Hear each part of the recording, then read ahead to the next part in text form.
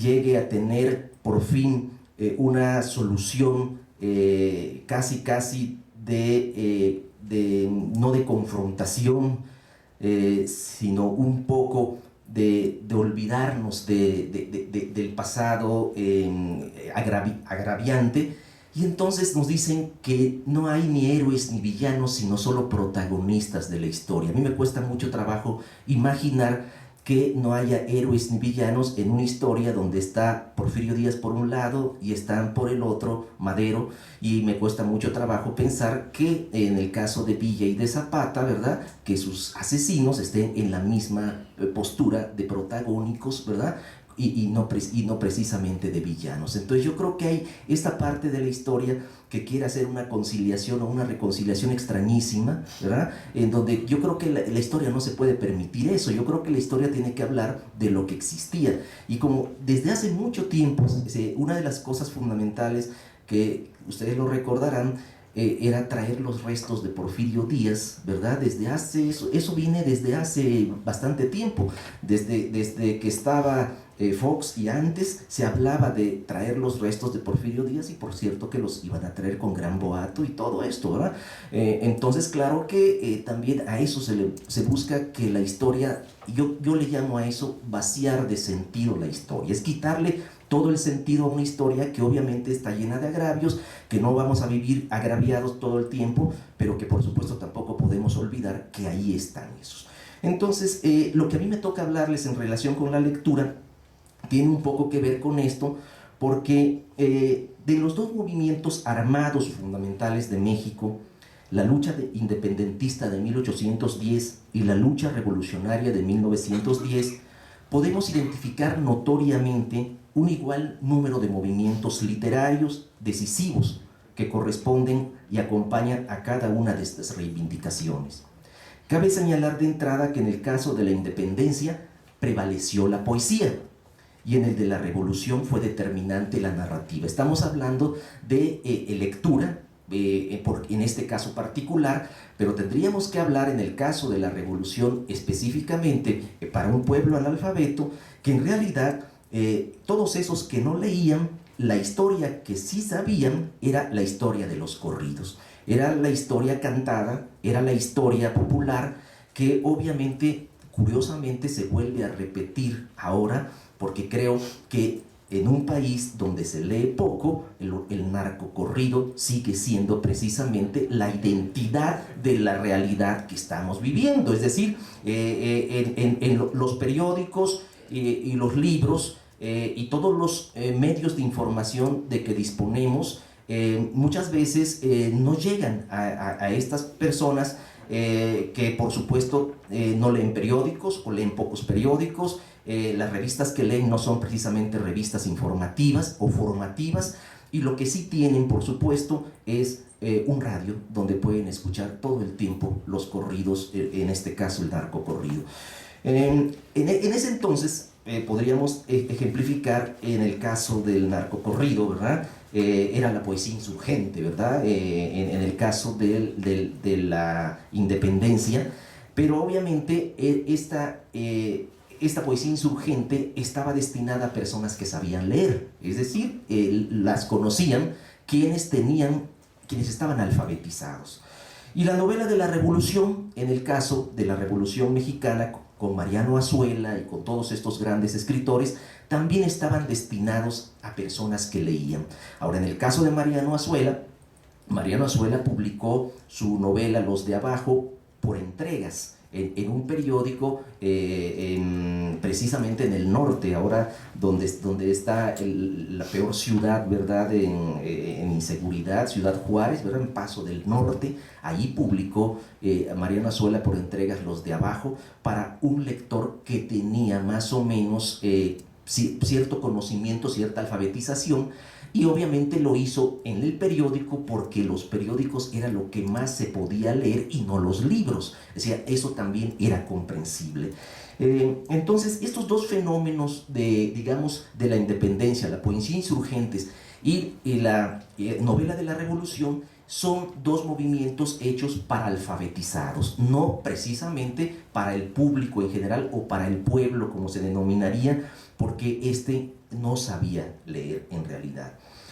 Ahora, entre el 16 de septiembre de 1810 y el 27 de septiembre de 1821, inicio y consumación de la independencia de México respectivamente, la lectura y en general la cultura escrita con carácter autónomo estaba en los periódicos y en las revistas, pues no debemos olvidar, como lo ha apuntado la investigadora Dorothy Trank de Estrada en uno de los primeros capítulos de la historia de la lectura en México, este libro que publicó el Colegio de México en 2000 y que es fruto de una serie precisamente de conferencias y un coloquio que se llevó a cabo, decía Dorothy, o dice, que en la sociedad de la Nueva España se daba importancia a la capacidad de leer, principalmente porque la lectura ayudaba en el aprendizaje del catecismo y en la formación moral de los cristianos. O sea, ese era el propósito fundamental para que se lea, que yo trayéndolo o haciendo una analogía quizá caprichosa al tiempo de hoy, yo diría que desde el punto de vista oficial es lo que le interesa a un estado actual en el caso de la lectura, no el catecismo, pero cuando hablan de lectura, cuando hablan de los programas de lectura, les interesa más la lectura instrumental que la lectura autónoma. ¿Por qué la lectura instrumental? Porque la lectura instrumental nos sirve, dicen ellos, para mejorar nuestras aptitudes y nuestras destrezas, y esas aptitudes y destrezas sirven para conseguir un trabajo en un país donde no hay trabajo. O sea, es lo extraordinario que es, volvemos al caso de Vasconcelos, publicar libros para quienes no leen, y en este caso preparar y fomentar, ¿verdad?, la lectura instrumental para conseguir un trabajo donde no existe empleo. Entonces, todas estas cosas creo que también vale la pena reflexionarlas, porque no son gratuitas en este momento en un país con una situación muy crítica, que celebra con gran boato una independencia y una revolución, y que no está de más recordar una cosa. ¿Por qué celebramos el 27 de septiembre la independencia? Porque el 27 de septiembre nació Iturbide. Es decir, Iturbide dijo, bueno, vamos a celebrar la consumación de la independencia. ¿Cuándo lo celebramos? Pues en mi cumpleaños, dijo, ¿no? Y entonces, esto es verdad, exactamente. Y luego, cuando hablamos de la revolución, ¿cuándo celebramos la revolución? Digo, Porfirio Díaz, pues en mi cumpleaños, el 15 de septiembre. Es decir, estamos hablando de cosas que a veces no se fijan, pero que son cosas finas, donde está precisamente el mensaje que nos envían. Ahora que se celebró precisamente la independencia frente a Palacio, se hizo exactamente lo que hizo Porfirio Díaz. Yo decía, bueno, ¿y por qué desfilan estos que tienen, que pasan unos dragones? Es que son chinos, ¿verdad? O estas cosas, es que se invitó a muchos representantes de muchas naciones, pero eso fue exactamente lo que hizo Porfirio Díaz, no porque quisiera celebrar una revolución, sino porque quería celebrar su cumpleaños, y porque además quería mostrar en el centenario que el país estaba en calma y estaba extraordinariamente bien, cuando estaban precisamente también pasándole lo que le está pasando hoy al Estado mexicano, es decir, en una situación crítica terrible. Ya me quedan 3 minutos, 4 minutos, y nada más quiero decirles lo siguiente.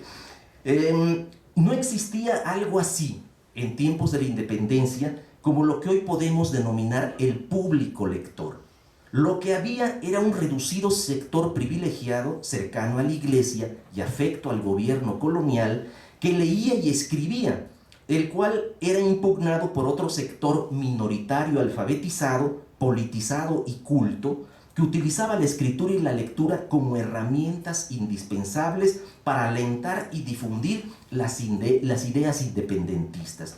Durante ese periodo, delimitado entre el inicio y la consumación de la independencia de México, nace propiamente la literatura nacional, lo mismo en prosa que en verso.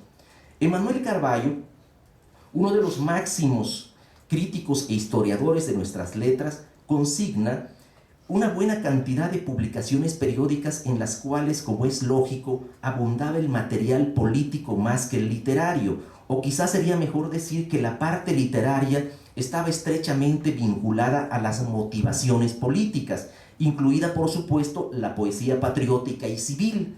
género que dio voz declamatoria a la insurgencia.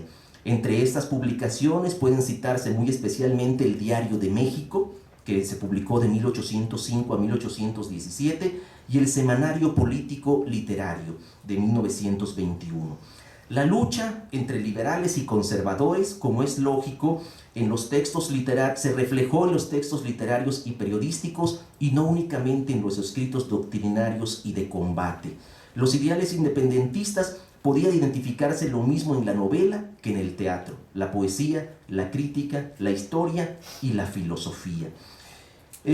A lo largo de toda esta historia de la independencia surgieron voces fundamentales. Estamos hablando de Francisco Manuel Sánchez de Tagle. En el caso de la prosa estamos hablando de Fernández de Lizardi, ¿verdad? Que él también se llamaba El Pensador Mexicano, le decían El Pensador Mexicano porque él fundó un periódico que se llamaba El Pensador Mexicano, ¿verdad? Y Andrés Quintana Roo, que fue colaborador asiduo del Diario de México y fue el poeta insurgente por excelencia, ¿verdad? Andrés Quintana Roo escribió odas patrióticas a Morelos, escribió odas patrióticas e incluso hay un poeta menor que se llama Francisco Ortega que hizo un poema satírico contra Iturbide, precisamente, que se llama A Iturbide en su coronación, por considerar que había traicionado precisamente la causa independentista al él coronarse, ¿verdad? Ya concluyo. Hace poquito murió, hace unos pocos días, el gran historiador Friedrich Katz.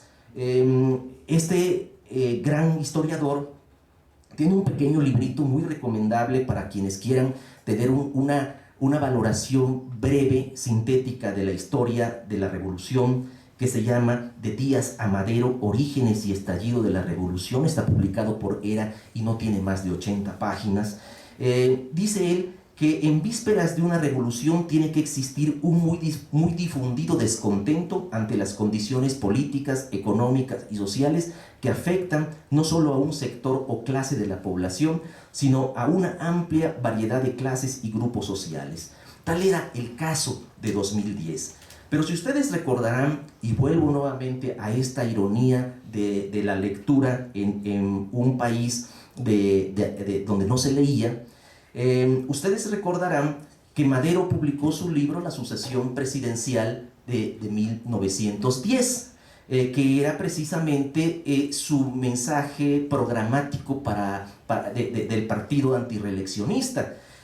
Carlos Fuentes dice que con cierta ironía, que en un país de analfabetos un libro tiró a una dictadura, lo cual es falso, porque a final de cuentas, en realidad, el libro de Madero no tiró ninguna dictadura. Eso también es una visión muy intelectual de alguien que lo está viendo desde su perspectiva intelectual. Es decir, se publica un libro y el libro de Madero cree que es el que tumba una dictadura, cuando en realidad quien tumba a esa dictadura es precisamente la ebullición social y el descontento popular. Entonces, ¿qué quiero decir con esto? Que ya se me fue el tiempo, pero me es imposible, les ofrezco una disculpa por ser tan rápido y estar tan aprisa diciéndoles esto, pero créanme que creo que hay que distinguir en esta posibilidad de reflexión entre los que leen y los que no leen,